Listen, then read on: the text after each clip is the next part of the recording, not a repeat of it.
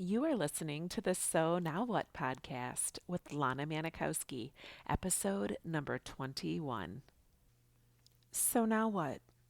These three words raced through my mind time and time again during my journey through fertility treatments. I tried desperately to have a child, but never was able. I yearned for a community to join that could understand my struggles. I couldn't find one, so I created one with the So Now What podcast. I love that you found us. Hello, beautiful people and lovers of life. Hope everyone's week is going well. I am going to continue talking to you about loving your life again. Because if you are like many that have gone through fertility treatments and ended up not being able to have a child, you are probably wishing that you could look forward to a future that is full of happiness, full of joy, full of moments that you can't wait to experience. But it just seems like there's something holding us back from getting there. So that is why we have been talking these last couple of weeks about learning to love our life again, understanding the difference between the thoughts and stories we have versus the facts that truly exist in our life.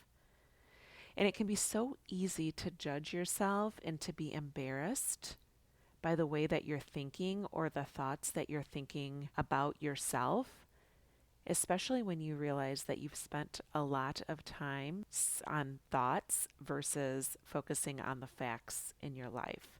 So when you realize that you don't have to think about a circumstance the way that you always have, or think about the facts in your life the way that you always have, or the way that you were raised or conditioned to, there is such a sense of liberation.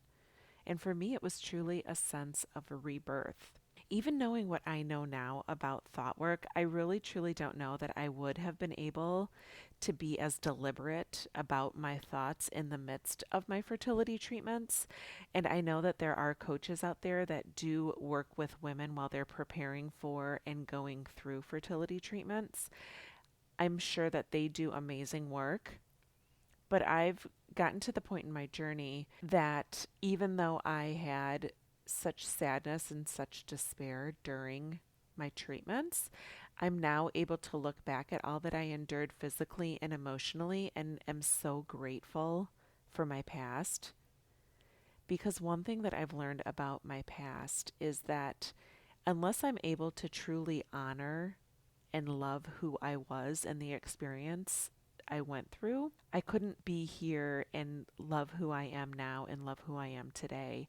And I'm so proud of who I was, even though I never recognized it. So help yourself to look back at your past, regardless of how hurtful and how sad and heartbreaking it was. And when you look at it and look at yourself with love and respect, you will be able to move forward in such a cleaner trajectory because you've realized that you can move forward and bring that past you along, and not having judgment but having love for her will be such an enlightening opportunity for you.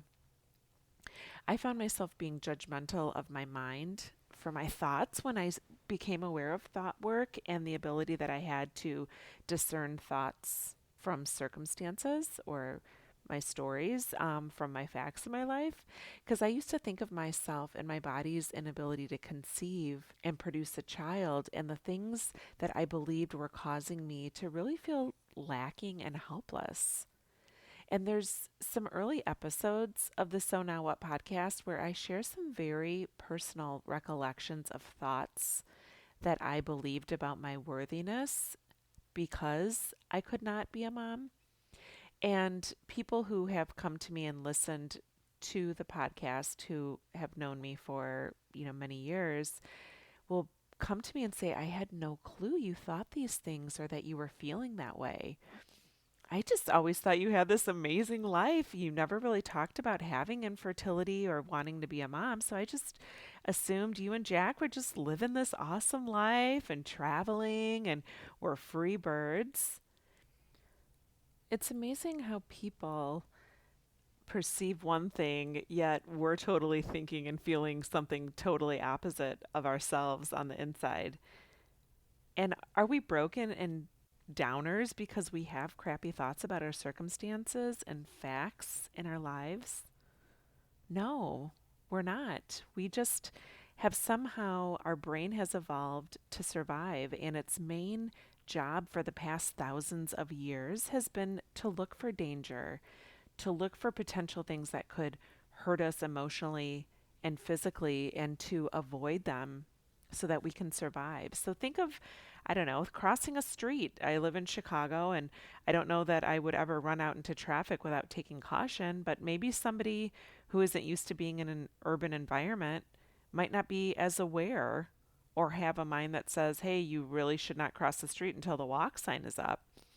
So, me living in this big city and knowing that there's cars coming from left and right, I pause at an intersection and observe for the traffic before crossing. So, really, we just condition our minds and our bodies to respond according to repetition and past experiences. And neural pathways are created in our brain based on habits and behavior. And most often, you may notice that when you're presented with an opportunity or an experience that's out of your norm, we just naturally hesitate. When it comes time to make a conscious or deliberate choice, our thoughts commonly go to the negative or go into a survival type mode. Have you noticed that in your life where your brain's like, this will never work? What if you take that job and you hate it? You look fat, your body's broken, you're probably never going to make it, you're disorganized. All the negative things that your brain automatically does is because your brain is functioning properly. Your brain is programmed for negativity because it's programmed to look for what's wrong, to look out for danger, to look for things that could kill you, and interpret most things as things that can kill us. So we end up running around with a lot of stress and a lot of frustration and a lot of fear and a whole lot of doubt around what we are capable of. And our brain just wants to do that because it wants to keep us alive. It wants us to be afraid of things outside and have doubt of our abilities so we don't go and put ourselves at risk. But what it ends up doing is creating a lot of negative thinking of the way that we're encountering our circumstances. So if you can imagine circumstances way back in, say, the old caveman days, we used to be much more in danger and things were dangerous around us, and we needed that survival thinking all of the time just to keep ourselves nourished and in a pack and alive. But here we are all these years later. We've got homes with locks and alarm systems. We have ring cameras buzzing away, letting us know if someone's passing through our front alleyway.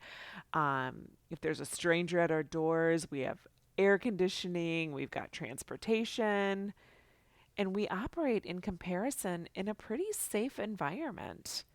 We get food delivered, our Uber Eats, DoorDash. We can jump in the car and go get food whenever we want. We've got grocery stores, but our brain is still wired for looking for danger. But you just really don't need to be as cautious. And those neural pathways set in our brains spark so many thoughts that keep us from living and feeling fullness in our lives. And the good news is, you can modify your thinking whenever you're ready. It just all starts by noticing our thinking and not necessarily changing it right away. Just the act of noticing it will help you get on the path to changing where you are right now into what you want to be in the future. So I'd like to ask you to please go to one of your entries into your journal prompts from the Guide to Loving Your Life Again, and I want you to read through your paper thinking and spend just a few minutes with your responses. Notice that certain thoughts and stories that you have written down are optional and that the facts of the story are neutral. So remember, we talked about this last week, that the facts are really super boring. They would never have you on the edge of your seat and anticipating what's going to come next. There's very few adjectives or excitement or colorful drama. Really, when you become aware of how neutral the facts are about your story and the ability to discern them from the thoughts you're having, you will see how powerful you really are. And you'll really start to see the effect of your thinking has on the feelings you're feeling, the actions you take, and the results you're seeing in your life. And once you get good at identifying your facts from your stories, then you'll be able to decide, do I want to keep thinking this? How does this thought make me feel? Does this thought inspire me to take action that will propel me to a place or to a goal that I'm looking to achieve? Because our thoughts are just so automatic and they really oftentimes don't feel like choices, but they are. And in my coaching practice, I give my clients the option to send me their paper thinking if they wish. And what we found useful is to underline the facts in their paper thinking and circle anything that's a thought or a story. And it's a great way to visually see the difference in the ratio between the two. And as we become better aware of the two, oftentimes the situation during the circumstance, you'll see that you can actually pause and ask yourself, like, wait a minute, am I having a thought right now? Or is this really a fact? And your awareness all of a sudden becomes present moment instead of just being after the fact. And the more attention we give to our thoughts will allow us to see how we can start being preventative. We can start anticipating situations and planning our thoughts and being much more deliberate ahead of time. And we as humans just want to turn everything into rainbows and daisies and just never encounter a down day. And we have been taught that we're just supposed to be happy and we're supposed to feel good most of the time, but that just isn't reality. But the gratifying opportunity I have as a coach is to teach my clients how to become aware of their mind and aware of how much power they have when they are aware of what they're thinking and how it is affecting the way they feel each day. And through that awareness, you will be able to see the direct correlation through the results you are having in your life. And through this practice, you'll have the ability to love yourself and create a future that you love because you have given yourself the freedom and the skill to choose deliberately. And I would venture to believe that you will live each day with a greater and more positive outlook because you've given yourself the gift of choosing wisely and choosing deliberately and choosing in a way that allows you to put yourself at a point where you want to be in the future. So if you have yet to download the guide to loving your life again, it's available on my website. It's totally free, no strings attached. It's at stitchcoaching.com. And get your journal prompts printed out, go through and do your paper thinking throughout each day of the week, and start to get practice in understanding the difference between your thoughts and your circumstances. So have a beautiful week, and remember, it's never too late to discover your meaning.